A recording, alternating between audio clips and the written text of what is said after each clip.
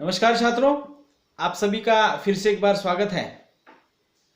हम पिछले लेक्चर में प्रश्न पत्र क्रमांक 11 इसके अंतर्गत जो हमारी दूसरी इकाई है, इसमें से हिंदी शब्द की उत्पत्ति और हिंदी भाषा का उद्भव और विकास, इस मुद्दे को लेकर बात कर रहे थे।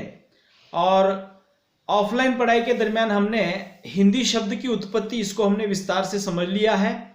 किस प्रकार सिंध नदी का शब्द जो है हिंद या हिंदी शब्द के साथ किस प्रकार जुड़ा, इसको हमने क्रमबद्ध तरीके से वहां पे समझ लिया है। अब इसी इकाई का अगला मुद्दा जो है हिंदी भाषा का उद्भव और विकास, इस मुद्दे के अंतर्गत जो भी कुछ बातें हैं मैं आपको इस लेक्चर के दौरान आपको बताने वाला हूं।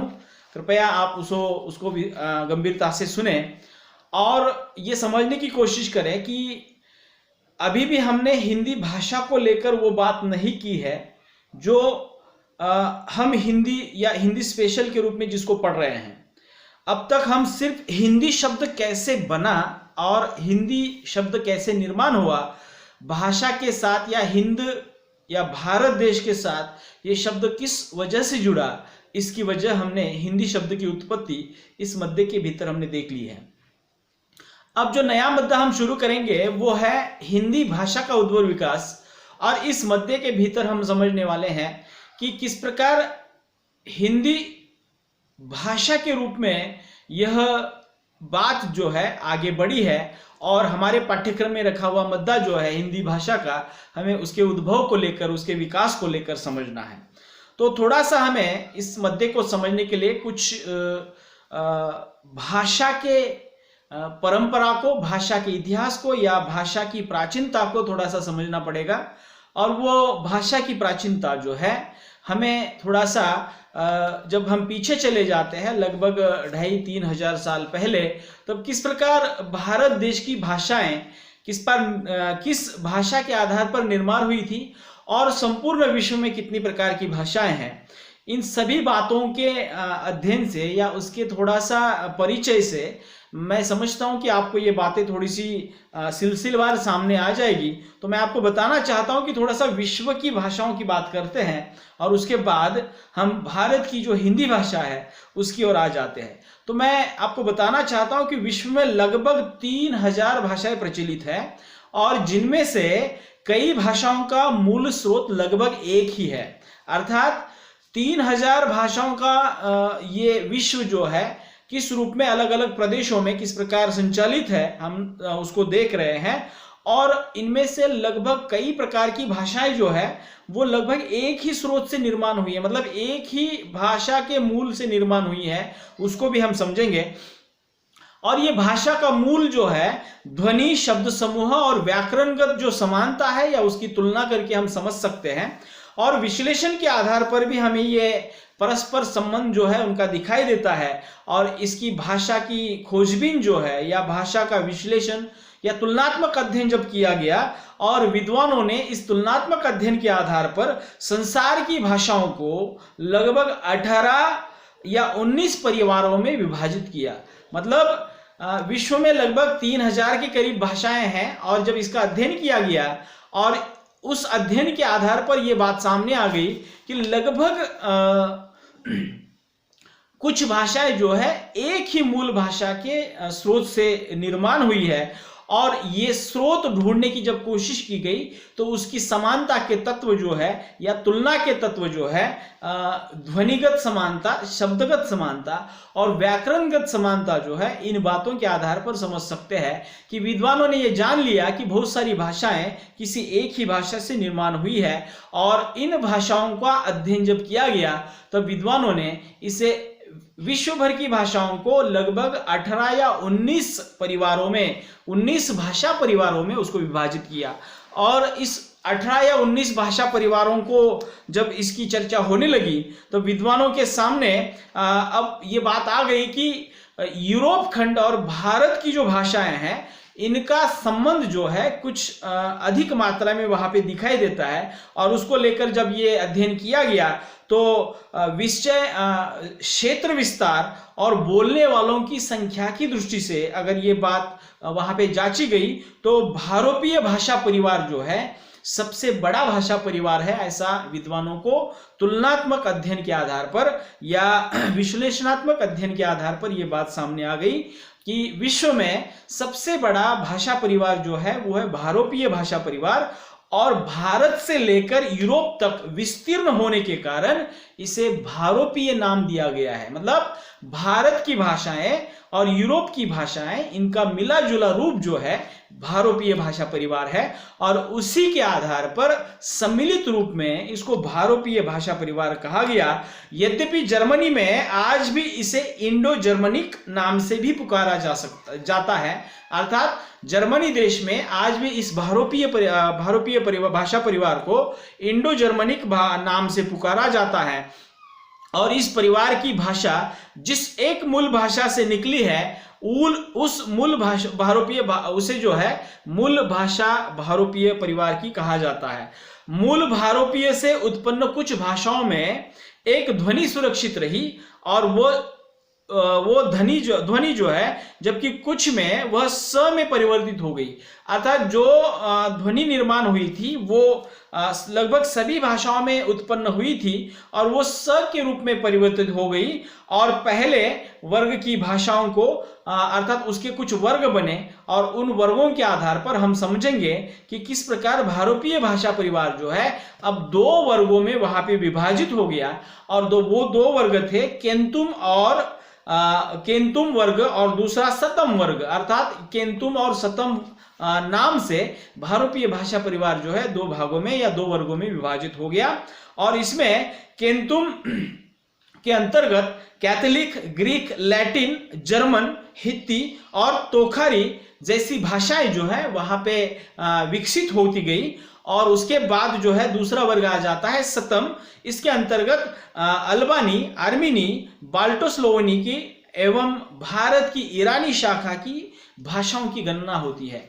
मतलब भारोपीय भाषा परिवार की जब बात आ जाती है तो उसके मुख्यतः दो वर्ग वहां पे किए हुए दिखाई देते हैं। और उसमें केंतुम के अंतर्गत जो है वहां पे हम देखते हैं कि कैथोलिक भाषा, ग्रीक भाषा, लैटिन भाषा, जर्मनी भाषा और हित्ती और तोखारी इस प्रकार की भाषाएं वहां पे विकसित हुई। और सतम के अंतर्गत अल्बानी, आर्मीनी, बाल्टोस्लोवेनिक एवं भारत की ईरानी शाखा की भाषाओं की गणना वहां पे की जाती है।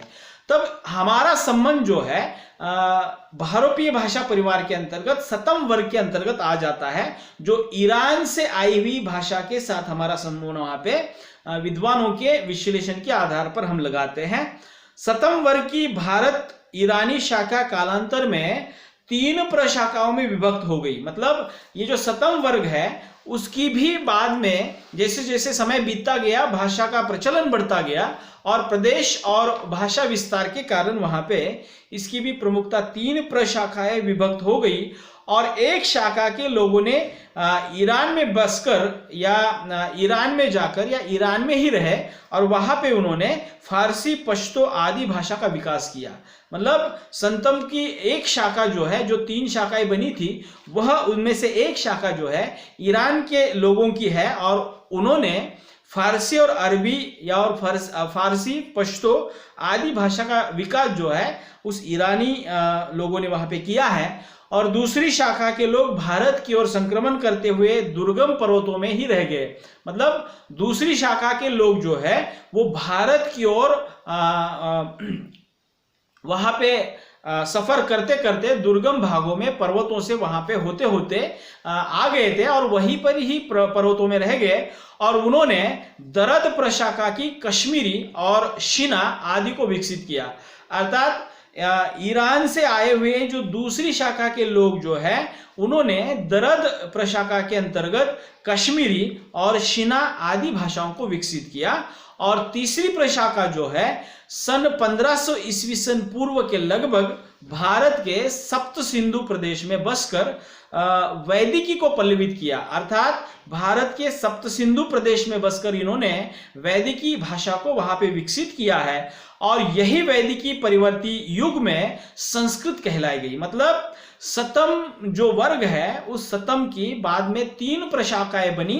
वो शाखाएं थी ईरान में बसे हुए ईरानी लोगों की, फारसी पश्तो लोगों की। दूसरी शाखा थी दरद शाखा, जिसके अंतर्गत कश्मीरी, शिना आदि भाषाएं विकसित हुई। और तीसरी प्रशाखा जो है ईस्वी सन पूर्व 1500 के करीब भारत में सप्त सिंधु प्रदेश के आसपास बसकर वहां पे वैदिकी अर्थात उस काल की वैदिक संस्कृत जो है वहां पे विकसित हुई है। और बाद में जैसे जैसे समय बीतता गया यही वैदिकी परिवर्ती युग में संस्कृत कहलाई गई और मध्यकाल में इसे क्रमशः इसी संस्कृत को पाली, प्राकृत और अपभ्रंश नाम से भी संबोधित किया गया।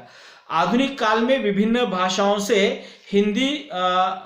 आधुनिक काल में विभिन्न अपभ्रंशों से हिंदी, गुजराती, मराठी, पंजाबी, बंगाली आदि आधुनिक भारतीय आर्य भाषाओं का उदय हुआ है। इस प्रकार विश्व की भाषाओं में हिंदी का स्थान भारोपीय परिवार की सतम शाखा की भारत ईरानी प्रशाखा में आ जाता है। तब अब ये थोड़ा सा मैं आपको बताना इसलिए जरूरी समझता हूं क्योंकि हमें भारोपीय भाषा परिवार को समझना है और भारोपीय भाषा परिवार में किस प्रकार विस्तार से भाषा विस्तार से 2 वहां पे वर्ग बने थे, एक केंतुम वर्ग और सतम वर्ग। और बाद में सतम वर्ग के बाद में 3 शाखाएं बनी और उन 3 शाखाओं के अंतर्गत आने वाली वैदिकी जो शाखा है या तीसरी शाखा जिसको कहा गया है, सप्त सिंधु प्रदेश में आकर जो लोग बसे थे इनके द्वारा वैदिकी नामक भाषा को विकसित किया गया। और बाद में जैसे जैसे समय बीतता गया इसको ही वहां पे संस्कृत कहा गया और यही संस्कृत जो है बाद में विकसित होते होते, परिवर्तित होते होते पाली, प्राकृत, अपभ्रंश नाम से वहां पे पहचानी गई। और बाद में किस प्रकार अपभ्रंश के प्रदेश और विस्तार के कारण, प्रादेशिक भिन्नता के कारण वहां पे हिंदी, गुजराती, बांग्ला, मराठी, पंजाबी आदि भारतीय भाषा जो है या आदि आर्य भाषाएं जो है वहां पे उदित हुई है या विकसित हुई है। और इस तरह से हम समझ सकते हैं कि विश्व की जो भाषा परिवार है उन भाषा परिवारों में भारोपीय भाषा परिवार सबसे बड़ा भाषा परिवार है और उसी भाषा परिवार से हमारी भारत की भाषाएं जो है वहां पे विकसित हुई है और ये सतम शाखा के अंतर्गत आ जाती है। ये थोड़ी सी बातें जो है या ये शब्द जो है याद रखिएगा क्योंकि परीक्षा में इसको थोड़ा सा पूछा जाता है कि संस्कृत भारोपीय भाषा परिवार के किस शाखा के अंतर्गत आती है, तो उसका जवाब आपको यहाँ पे लिखना यह है कि सतम शाखा के अंतर्गत। और ये जब आप ध्यान में रखेंगे तब मुझे लगता है कि बहुविकल्पी के प्रश्न भी आपको तो वहां पे छुड़ाने में दिक्कत नहीं आएगी। तो इस तरह से ये थोड़ा सा